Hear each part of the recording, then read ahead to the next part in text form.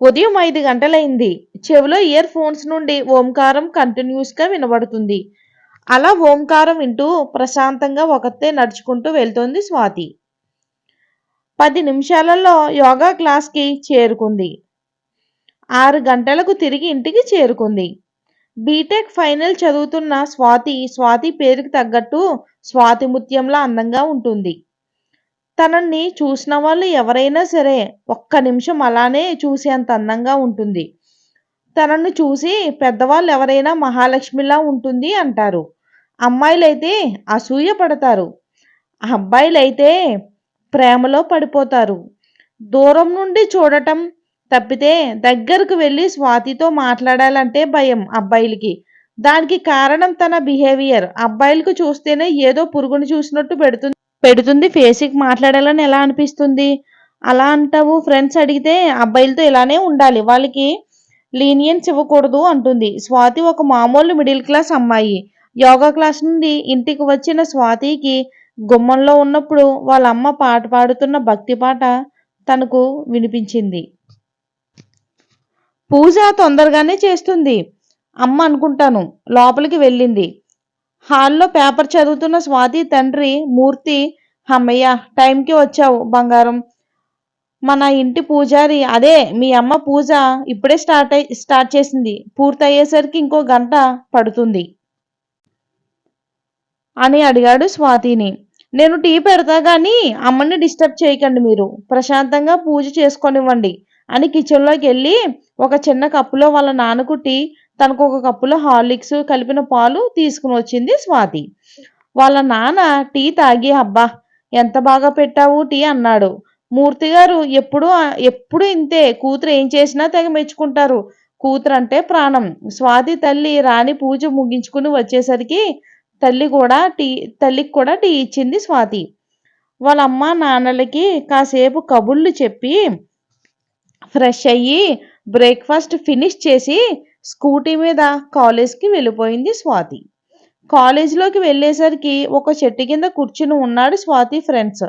Baby pink colour డ్రెస్లో చాలా అందంగా గులాబీ రంగులో బాగా కనిపిస్తుంది. అక్కడ ఉన్న అబ్బాయిలకి అబ్బా ఏముందిరా ఈ డ్రెస్లో అన్నారు. ఒక అతను, నువ్వు తన వైపు చూస్తున్నావని తెలిసిందంటే రేపే రాగి తెచ్చి నీ చేతికి కడుతుంది, జాగ్రత్త అన్నారు పక్క నుండి ఒకడు. అవునరా మామ, రాఖీ పండుగ ఏదో దీనికోసమే కనిపెట్టినట్టుంది. కట్టలు కట్టలుగా రాఖీలు తెస్తుంది. రాఖీలు తెచ్చి అందరికీ వెతికి వెతికి కడుతుంది. ఇప్పటి వరకు తప్పించుకుంది నువ్వేరా అన్నాడు. మరొకడు, వీడు తప్పించుకున్న సంగతి తెలిస్తే ఈసారి ముందు వీడినే టార్గెట్ చేస్తుంది అన్నాడు ఇంకొకడు. ఇంతకీ స్వాతి ధైర్యంగా సైట్ కొడుతున్న అబ్బాయి పేరు చెప్పలేదు కదా. అతని పేరు ఆకాష్. అమ్మాయిలంతా అతను వెనక పడుతూ ఉంటే ఇతను మాత్రం స్వాతి అనే ఈ అమ్మాయి గురించి అమ్మాయి వెనుక తిరుగుతూ ఉన్నాడు. తన ఫ్రెండ్స్ కూర్చున్న చెట్టు దగ్గరికి వెళ్ళి అక్కడే ఉన్న సిమెంట్ బెంచ్ పైన తన ఫ్రెండ్స్తో పాటు స్వాతి కూడా కూర్చుంది. అందరికీ హాయ్ చెప్పి స్వాతిని చూడగానే కుళ్ళుకుంది అక్కడే ఉన్న ప్రభ. ఇది స్లిమ్గా ఉండటం వల్ల ఏ డ్రెస్ వేసినా అందంగా కనిపిస్తుంది.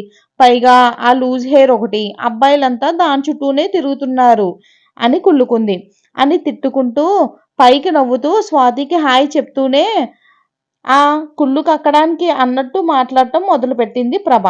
నేను కుస్మా నిన్న డైటీషియన్ దగ్గరికి వెళ్ళాం స్లిమ్గా అవటానికి. చాలా టిప్స్ చెప్పారు అంది ఆనందంగా.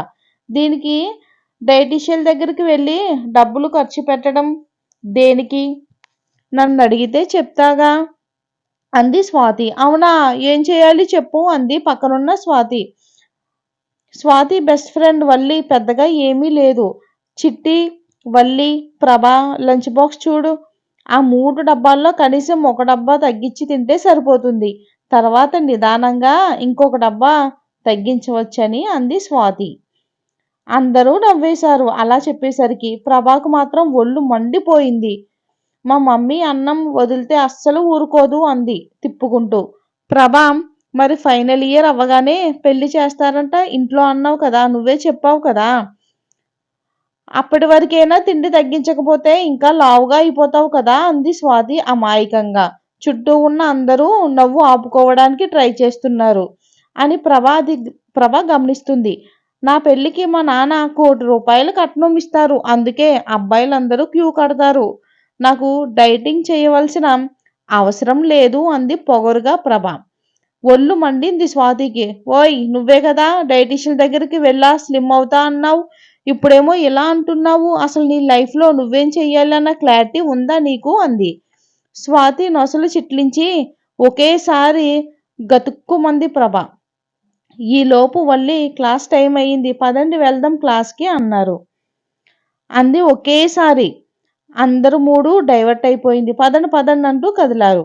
అక్కడ కూర్చున్న 10 మంది అమ్మాయిలు అమ్మయ్య బ్రతికిపోయాం, లేదంటే ఈ సైకోది ఇచ్చే క్లాస్కి చచ్చేదాన్ని. పెళ్లి చేసుకుంటా అంటేనే గంట క్లాస్ పీకింది, అప్పుడే పెళ్ళెందుకు అని. లైఫ్ అంటే ఒక గోల్ ఉండాలి, జీవితంలో గోల్ ఉండాలి అనుకుంటూ మనసులో గొనుక్కుంటూ నడిచింది ప్రభ బ్యాగ్ తీసుకుని. వెళ్ళిపోబోతున్న స్వాతిని వెనక్కు పిలిచింది వల్లి. వల్లి పిలిచిన వెంటనే ఏంటే పిలిచావు, క్లాస్కి టైం అవుతుంది కదా, పద అంది స్వాతి. నువ్విలా ముక్కుసూటిగా మాట్లాడటం ఎవరికి నచ్చదు స్వాతి, వాళ్ళ గురించి మనకెందుకు చెప్పు అంది వల్లి. వాళ్లకు నచ్చుతుందా లేదా అని ఆలోచించి మాట్లాడటం నాకు రాదే. నా మనసులో నాకు ఏది అనిపిస్తే నేను అదే మాట్లాడతాను. నాకు ఏది అనిపిస్తే నేను అదే చెప్తాను, వాళ్ళకి నచ్చినా నచ్చకపోయినా అంది స్వాతి. అది నీకు కూడా తెలుసు కదా అంది స్వాతి. కానీ అందరూ నీ గురించి ఏమనుకుంటున్నారు చెప్పు అంది వల్లి. చూడు, మనమంటే గిట్టని వాళ్ళకి మనం మంచికి చెప్పినా చెడ్డగానే అనిపిస్తుంది. అలాంటి వాళ్ళ గురించి ఎందుకు ఆలోచించడం? కానీ ఫ్యూచర్లో మాత్రం మనం ఎందుకు చెప్పామని ఖచ్చితంగా తెలుసుకుంటారు. సర్లే పద క్లాస్కి. వెళ్ళిపోయారు క్లాస్కి. వెళ్ళాక స్వాతి పక్కన కూర్చున్న కుసుమ దగ్గరికి రాజేష్ అనే అతను వచ్చి తన నోట్బుక్ ఇచ్చి థ్యాంక్స్ చెప్పాడు. కుసుమ తన బుక్ తీసుకుంది నవ్వుతూ. ఇది గమనించిన స్వాతి, ఇది నీ నోట్స్ కదా, అతని దగ్గరికి ఎందుకు ఉంది అని అడిగింది. అతను 2 days కాలేజ్కి రాలేదంట పాపం, అందుకే నా నోట్స్ అడిగితే ఇచ్చాను అంది కుసుమ. ఓ కాలేజ్కి రాలేదా, అందుకే ఇచ్చావా నోట్స్ అన్నది స్వాతి. నా నోట్స్ అడిగితే ఇచ్చా అంది కుసుమ. నోట్స్ కావాలంటే తన చుట్టూ అంతమంది అబ్బాయిలు ఉన్నారు కదా, నిన్నే ఎందుకు అడగాలి? వాడిని చూస్తే ఏదో అనుమానంగా ఉంది, కొంచెం దూరంగా ఉండు అంది స్వాతి. అబ్బా, మా అమ్మ నాన్న కూడా ఇన్ని అడగరు, ఈ సైకోకి ఇలా దొరికేశాను అని అనుకుంది. అతను నేను ఒకే ట్యూషన్ సార్నే నా నోట్స్ అతనికి ఇచ్చారని చెప్పింది స్వాతికి. అయినా స్వాతికి ఏదో అనుమానంగా ఉంది, నమ్మబుద్ధి కావటం లేదు తను చెప్పింది.